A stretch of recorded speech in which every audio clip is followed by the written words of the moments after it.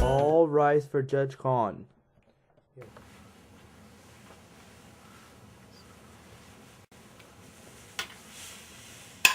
This tribunal is now in session.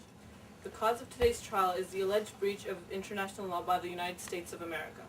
The charges being laid to the United States are the breach of the UN Charter, Chapter 6, Article 2, Section 4, and Section 2, Resolution 2625, a war of aggression. There is also a breach of the Geneva Convention, Section 11, Subsection 143, and Article 18.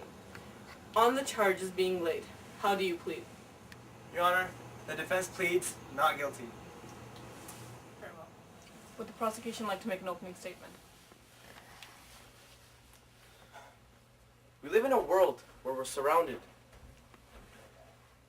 by deceiving images, untruthful words, and empty promises. A world where the influence of the media is more powerful than the truth. Even scarier, we live in a world where the collective justice and rightfulness of the majority is overruled by the muscle of the minority. I'm not speaking of Hitler or Stalin, but rather of our own friendly neighborhood heroes, the American government. Your Honor, respected colleagues, and citizens of the world, we are here today to try and end these issues, to try and support and protect our international laws, which are not only the basis of our society, but also the structure which keeps our international community intact and in order.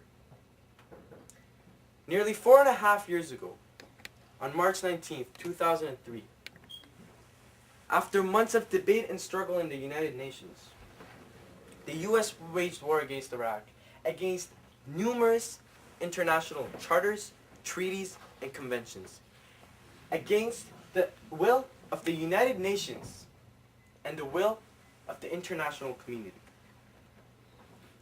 Now the defense will be making such statements as the liberation of Iraqi people from the rule of Saddam Hussein. And I ask myself, where was their sympathy and kindness in Rwanda? And where is it today, where millions of Africans and Asians are in dire and desperate need of their so-called liberation and help?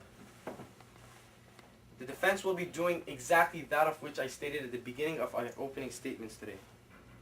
They will be making deceiving images, telling untruthful words, and giving us empty promises.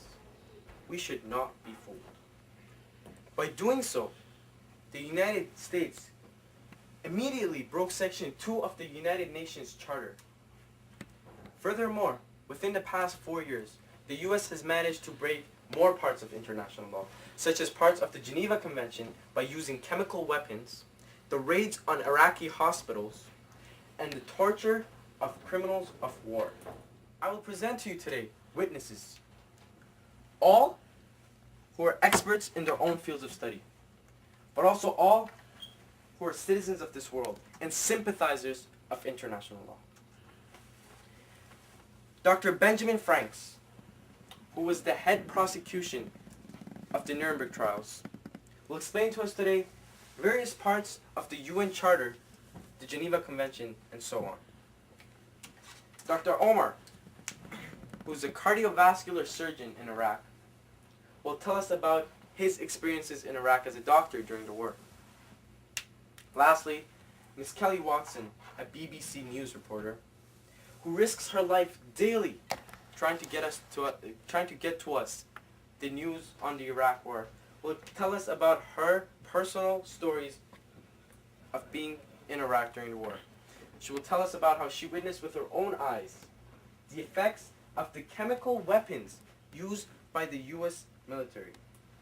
Because by the end of these hearings, it will be evident that the United States is guilty of breaching numerous international laws.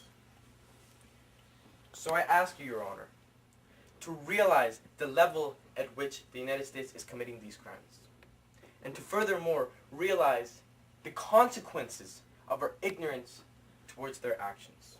So I ask you, Your Honor, not for the sake of this tribunal, and certainly not for the sake of this generation, but for the sake of generations to come, to convict the United States of America of breaching of international laws.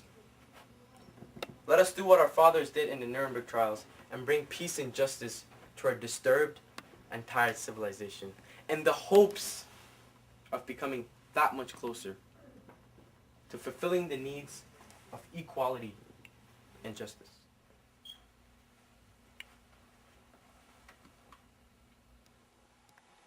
Thank you for your remarks, Counselor. Would the defense like to make an opening statement? Yes, Your Honor.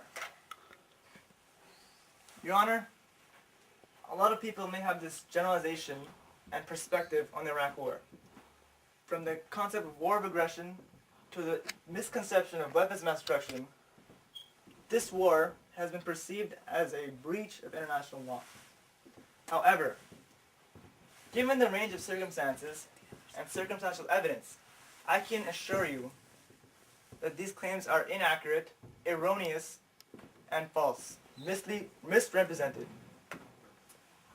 Now, given the circumstances of this particular situation, the entering of U.S. troops in Iraq in March 19th of 2003 was completely justified.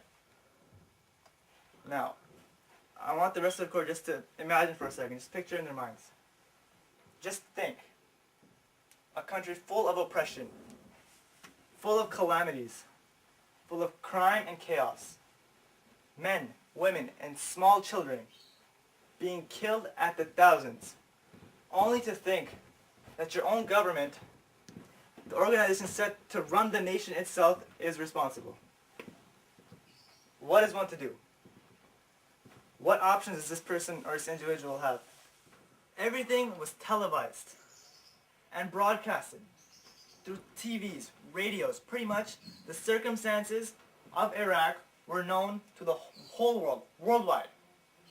We saw everything from the injustice of the Iraqi people, the torturing of innocent civilians, and the persecution of hundreds upon thousands of Kurdish people. Was the world ready for another Holocaust? Moreover, not only did this war protect the situation in Iraq,